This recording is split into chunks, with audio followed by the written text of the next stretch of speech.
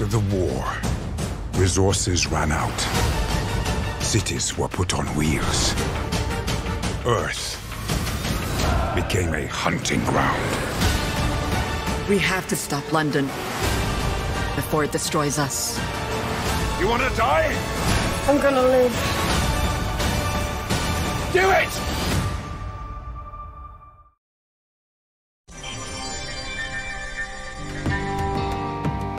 Todo mundo sabe que a imprensa não perde uma oportunidade para cair matando para cima dos integrantes do novo governo, inclusive do presidente eleito que nem assumiu ainda o comando da nação.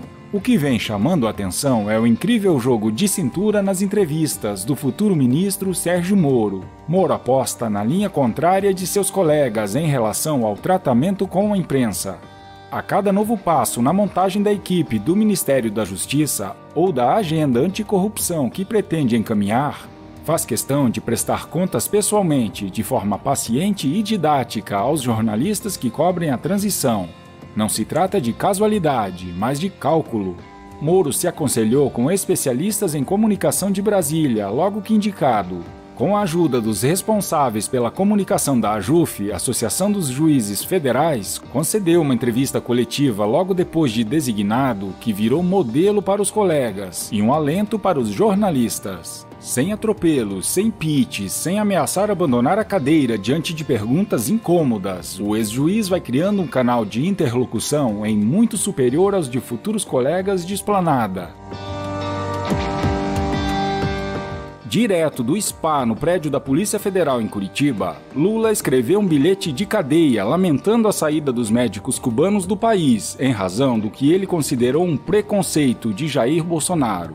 Eu lamento que o preconceito do novo governo contra os cubanos tenha sido mais importante que a saúde dos brasileiros que moram em comunidades mais distantes e carentes, disse o corrupto condenado por lavagem de dinheiro.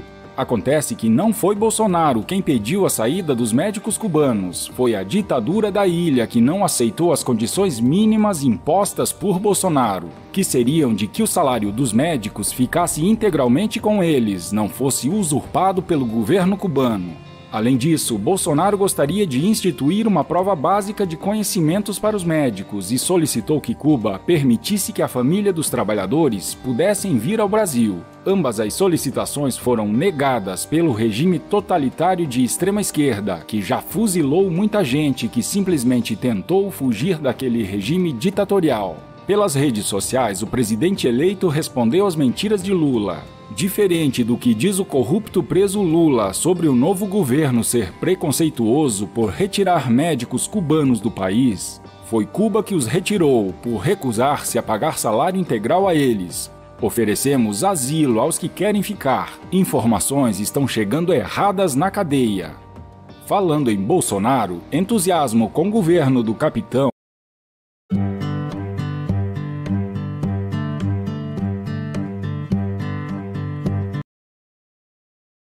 é maior do que nas épocas de Lula e Dilma. Em uma pesquisa recente, ficou destacado que 64% dos brasileiros está confiante de que Bolsonaro fará um bom governo.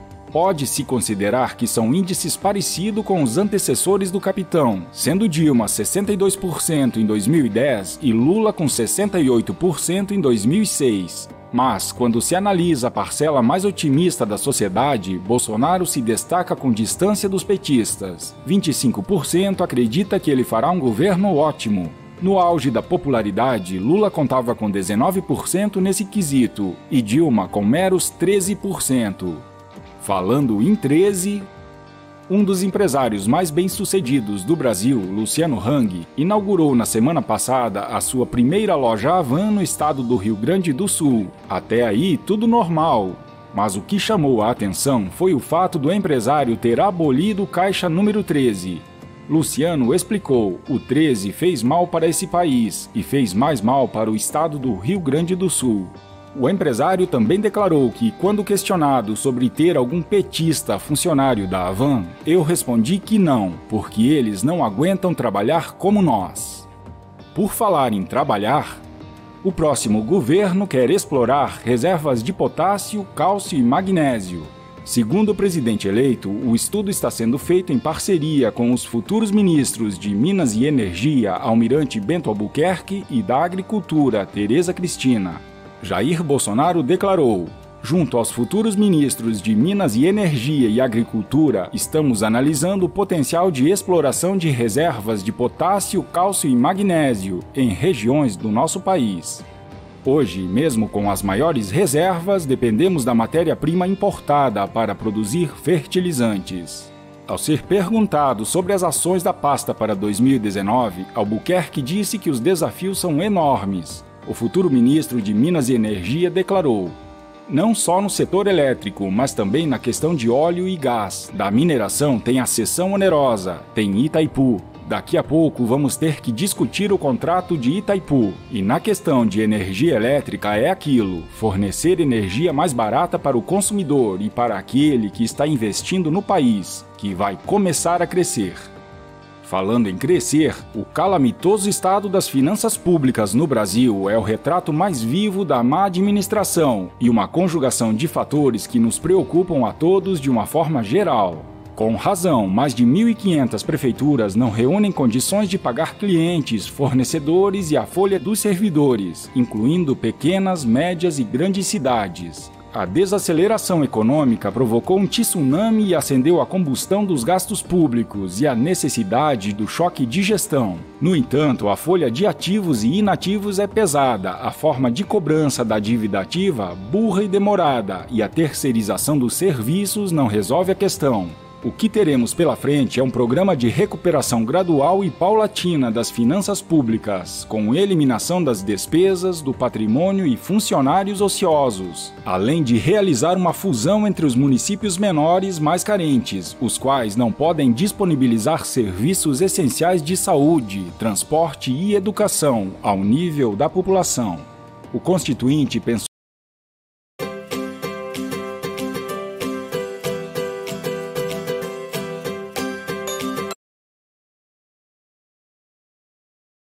muito bem em oferecer direitos, mas não há almoço gratuito e os municípios, a cada ano que passa, têm o repasse menor de estados e da União. Uma fórmula inteligente seria descentralizar a arrecadação e permitir que os municípios exercessem tributos do peculiar interesse mais a miúde e não aguardassem as migalhas que são repassadas decorrentes de outros ajustes dos estados e da União. Com isso, a situação seria menos penosa. Manter a máquina pública insolvente em funcionamento é um desafio. Oxalá fosse feita uma lei que disciplinasse a recuperação e até mesmo insolvência de entes públicos, como já acontece nos Estados Unidos e em poucos países europeus. Não poderia ser diferente que mais da metade dos estados da federação apresentam um colapso das contas públicas, nos limites da Lei de Responsabilidade Fiscal, já que muitos pilharam os orçamentos e contribuíram para o aumento de servidores ocupando cargos de confiança. A criação de novos tributos está literalmente descartada. Mas uma questão é necessária: somos uma das nações que mais arrecadam, e mesmo assim o poder público é carente de recursos financeiros. O que constatamos é que os administradores públicos saem ricos dos cargos, mas as finanças encontram-se carcomidas e desalentadoras para os novos gestores que assumirão suas funções a partir de janeiro de 2019. A reforma passa necessariamente pela visão do Estado, da Federação e da desconstrução desse número de prefeituras e estados. Vejam o exemplo recente de Roraima e muitas prefeituras sem verbas, as quais já decretaram o encerramento do ano. O que está por vir não sabemos, mas sem um freio de arrumação da casa, nada milagroso surgirá. O nosso ponto de vista é que tenhamos apenas 20 estados e que os municípios sejam reduzidos para, no máximo, 3.500, o que daria bem um novo alento para a recuperação das finanças públicas e um esforço na reengenharia de não tapar o sol com a peneira e empurrar gravíssimo problema para as mãos do novo eleito.